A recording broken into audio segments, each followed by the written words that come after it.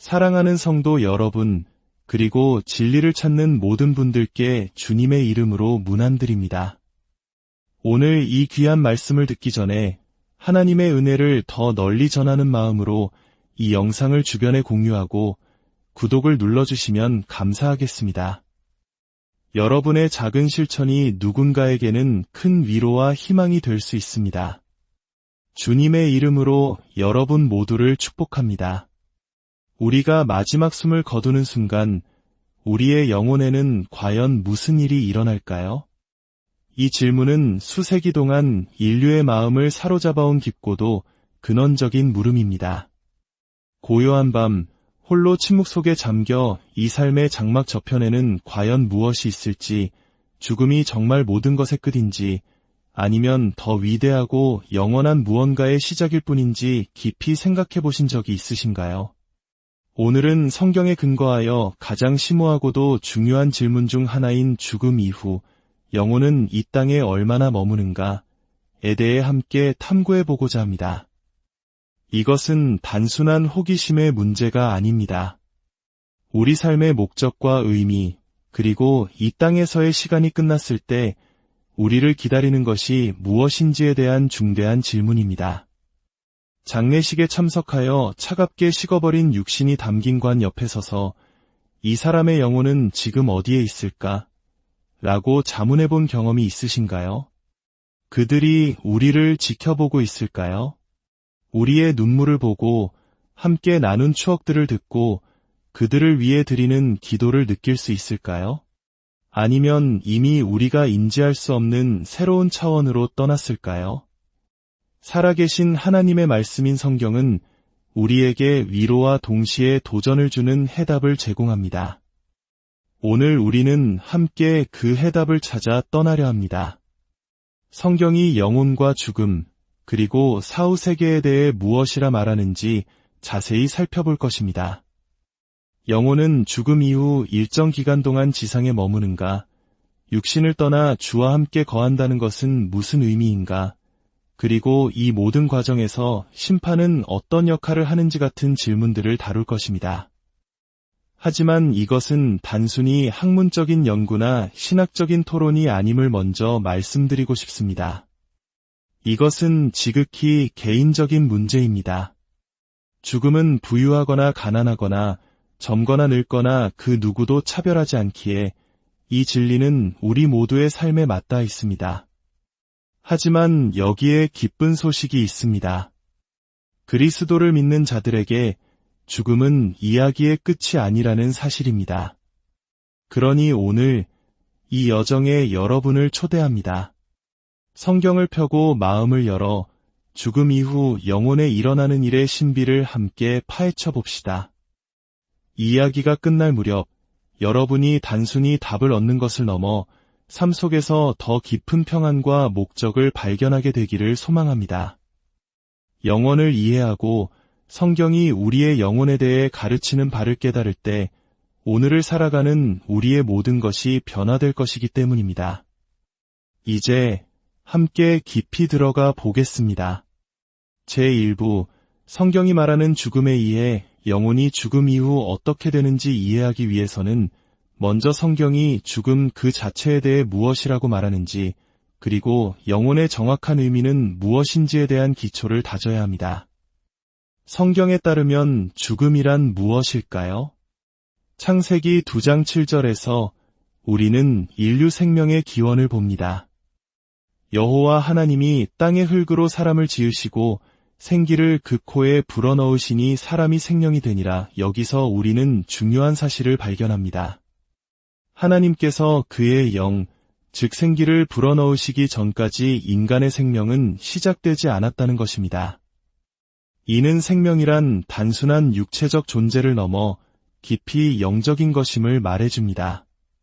성경이 정의하는 죽음은 바로 이 영적인 본질, 즉 영혼이 육체로부터 분리되는 것입니다. 전도서 12장 7절은 이렇게 기록합니다.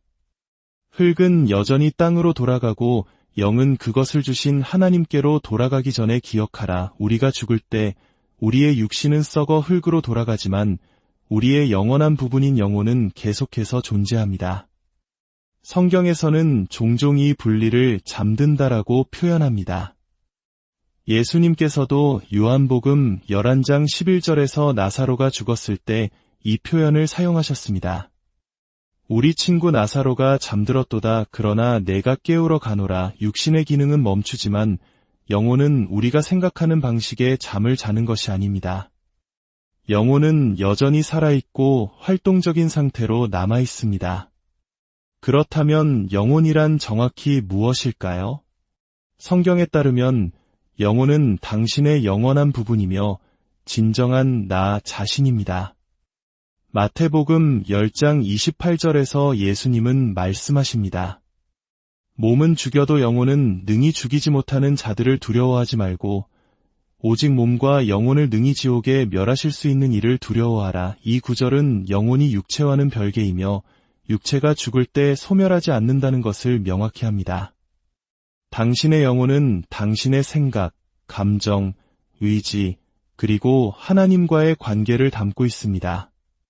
마지막으로 우리는 생명과 죽음을 주관하시는 분은 오직 하나님이라는 근본적인 진리를 인정해야 합니다. 욥기 14장 5절은 말합니다. 그의 날을 정하셨고 그의 달수도 주께 있으므로 그의 규례를 정하여 넘어가지 못하게 하셨사온즉 하나님께서는 우리가 첫 숨을 쉬기도 전에 우리의 모든 날들을 알고 계십니다. 이는 우리에게 큰 위로를 줍니다. 왜냐하면 죽음이 무작위적이거나 혼란스러운 사건이 아니라 하나님의 주권적인 계획의 일부임을 상기시켜주기 때문입니다. 시편 139편 16절도 이와 같은 사실을 노래합니다. 내 형질이 이루어지기 전에 주의 눈이 보셨으며 나를 위하여 정한 날이 하루도 되기 전에 주의 책에 다 기록이 되었나이다. 우리 삶의 모든 순간, 죽음의 순간까지도 하나님께서는 모두 알고 계십니다.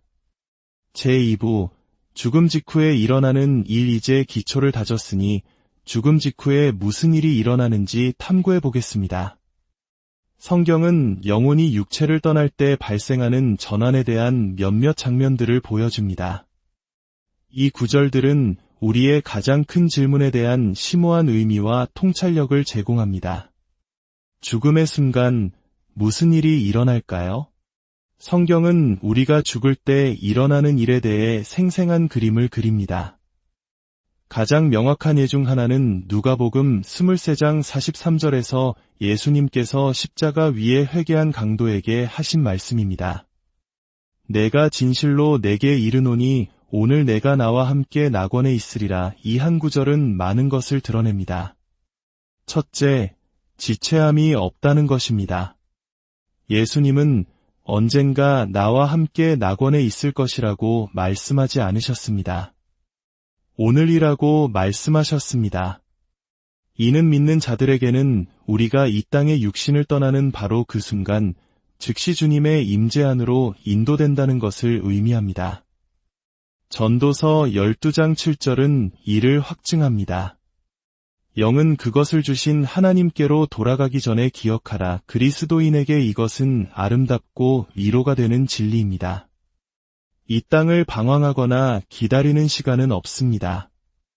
영혼은 하나님과 함께하기 위해 곧바로 나아갑니다. 부자와 나사로의 비유 또한 중요한 단서를 제공합니다. 누가복음 16장에 기록된 이 비유에서 부자와 가난한 나사로는 죽음을 맞이하지만 그들의 운명은 극명하게 갈립니다.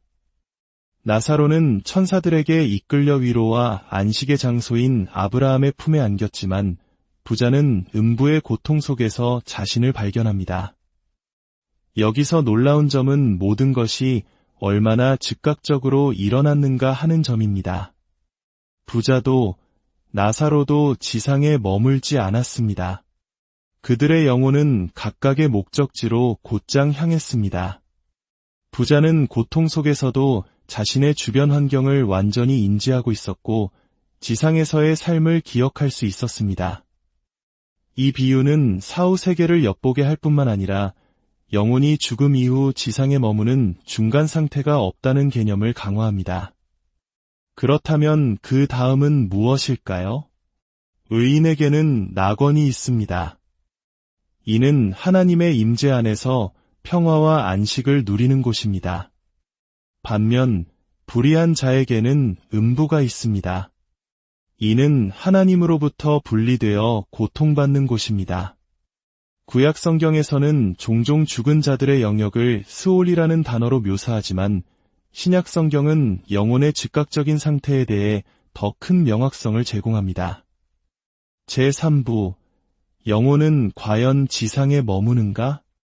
죽음에 대해 사람들이 갖는 가장 흔한 질문 중 하나는 영혼이 영원한 목적지로 가기 전에 한동안 지상에 머무는지 여부입니다. 이러한 생각은 종종 문화적 신념, 유령 이야기, 심지어 개인적인 경험에 의해 부풀려지곤 합니다.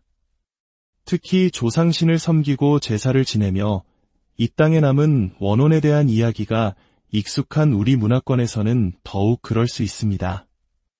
하지만 그리스도인으로서 우리는 진리를 찾기 위해 성경으로 돌아가야 합니다.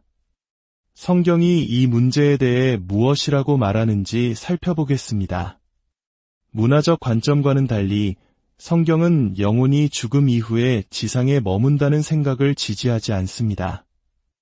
전도서 9장 5대 6절은 이렇게 말합니다.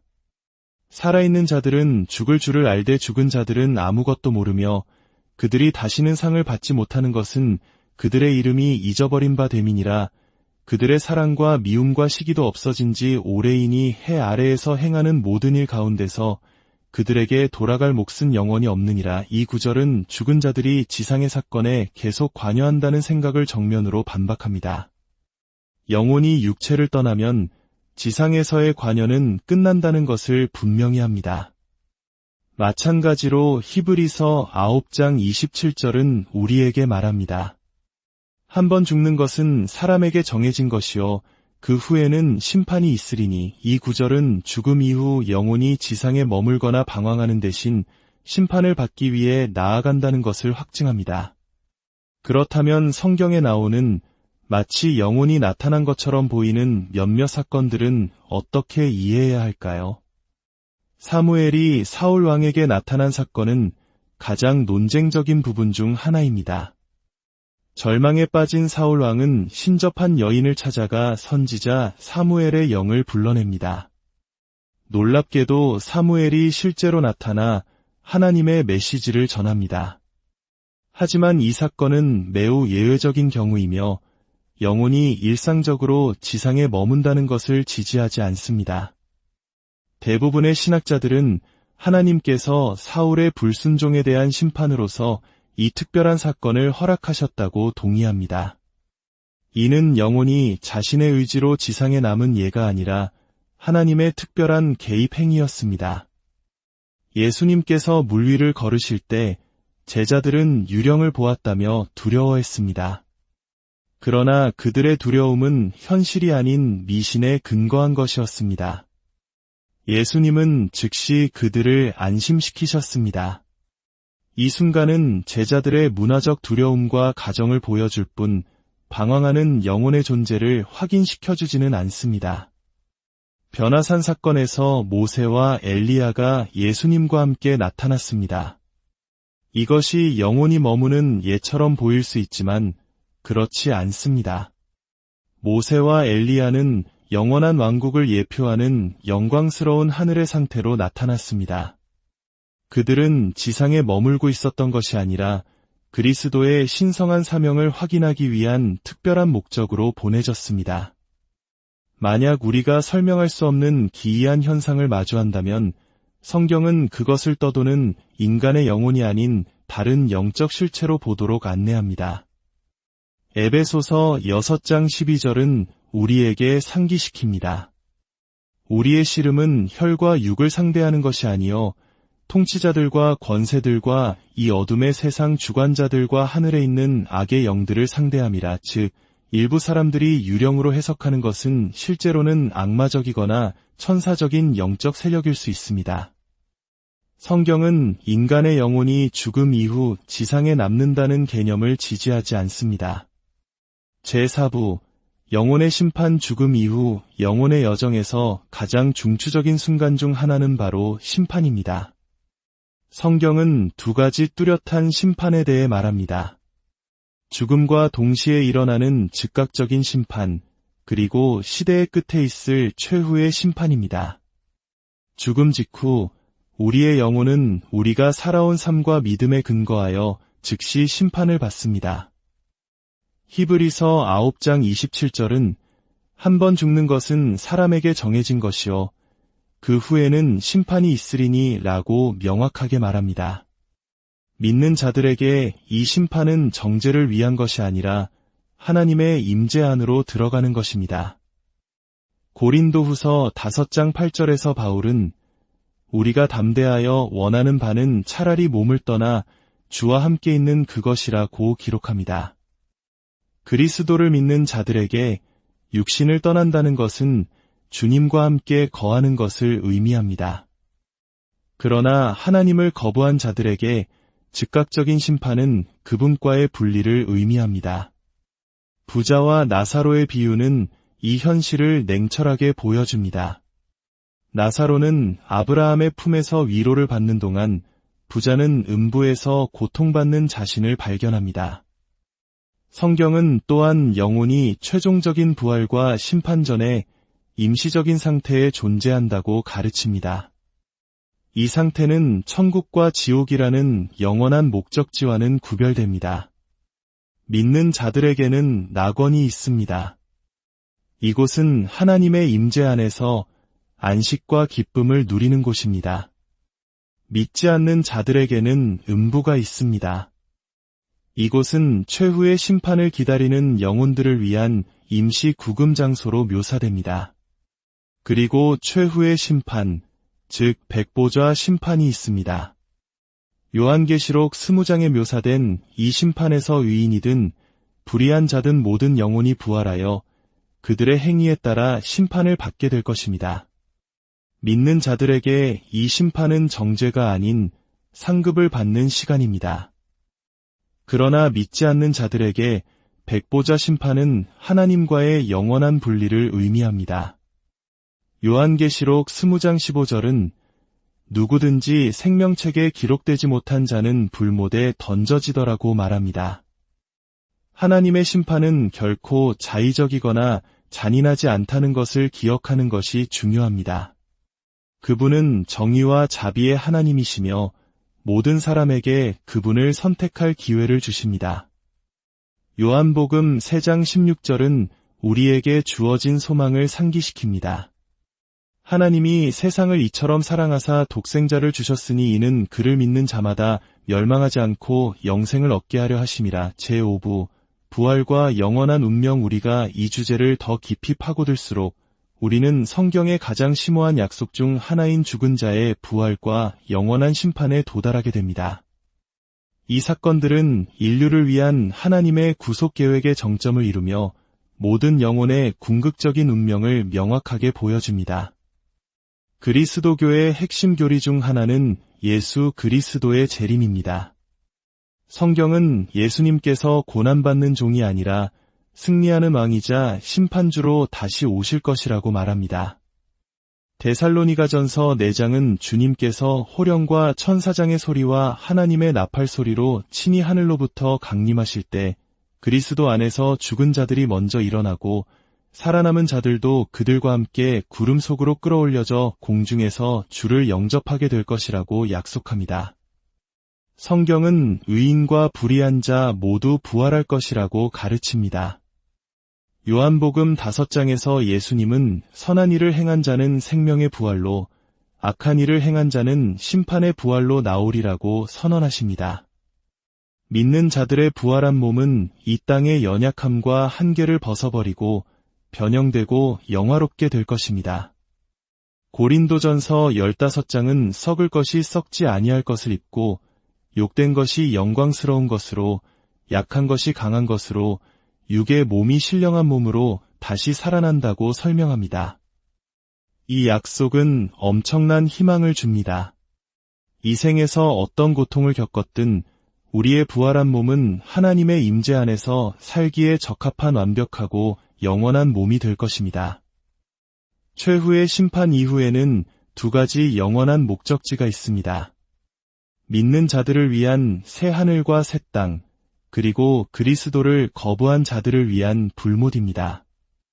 새 하늘과 새 땅에서 성도들은 회복된 창조 세계에서 하나님의 영광을 누리며 영원히 그분과 함께할 것입니다. 요한계시록 21장은 하나님의 장막이 사람들과 함께 있어 하나님이 친히 그들과 함께 계셔서 모든 눈물을 그 눈에서 닦아주시니 다시는 사망이 없고 애통하는 것이나 곡하는 것이나 아픈 것이 다시 있지 아니하리라고 약속합니다. 반면 그리스도를 거부한 자들의 영원한 목적지는 불못입니다. 이 냉엄한 현실은 시간이 있을 때 그리스도를 선택하는 것의 시급성을 강조합니다. 결론, 영원을 바라보며 오늘을 살기 지금까지 죽음 이후에 일어나는 일에 대한 성경의 가르침을 살펴보면서 한 가지 진리가 분명해졌습니다. 인생은 짧지만 영원은 영원하다는 것입니다. 오늘 우리가 내리는 선택이 우리가 영원을 어디에서 보낼지를 결정할 것입니다. 개인적인 질문을 하나 드리고 싶습니다. 만약 오늘 당신의 영혼이 육신을 떠난다면 당신은 그 영혼이 어디로 갈지 확신하십니까? 하나님을 만날 준비가 되셨습니까? 좋은 소식은 두려움 속에 살거나 궁금해할 필요가 없다는 것입니다. 예수 그리스도를 믿는 믿음을 통해 당신은 영생의 확신을 가질 수 있습니다. 요한복음 3장 16절은 하나님이 세상을 사랑하사 그를 믿는 자마다 멸망하지 않고 영생을 얻게 하셨다고 약속합니다. 이미 그리스도를 믿고 있다면 이 메시지가 당신에게 영원을 염두에 두고 살도록 영감을 주기를 바랍니다. 하늘의 보물을 쌓고 다른 사람들과 복음을 나누며 앞으로 다가올 것이 우리가 상상할 수 있는 어떤 것보다 훨씬 더 위대하다는 것을 알고 매일을 마지막 날처럼 사십시오. 아직 예수님을 따르기로 결정하지 않았다면 지금이 바로 완벽한 때입니다. 로마서 10장 9절은 말합니다. 내가 만일 내 입으로 예수를 주로 시인하며 또 하나님께서 그를 죽은 자 가운데서 살리신 것을 내 마음에 믿으면 구원을 받으리라. 믿음으로 하나님께 나아가 죄를 고백하고 그분의 구원 선물을 받아들이는 것만큼 간단합니다. 죽음은 끝이 아닙니다. 그것은 영원으로 들어가는 문입니다. 그리스도를 믿는 자들에게 그것은 우리가 이해할 수 있는 것보다 더 영광스러운 삶의 시작입니다. 오늘 이 여정에 함께 해주셔서 감사합니다. 이 메시지가 여러분에게 용기와 희망을 주었다면 이 말씀이 필요한 누군가와 나누어 주십시오. 우리 믿음의 창시자여 완성자이신 예수님께 시선을 고정하고 우리를 기다리는 영원한 기쁨을 향해 함께 걸어갑시다. 하나님의 크신 사랑과 예수 그리스도의 은혜, 그리고 성령님의 교통하심이 이 말씀을 듣는 모든 분들 위해 영원히 함께 하시기를 간절히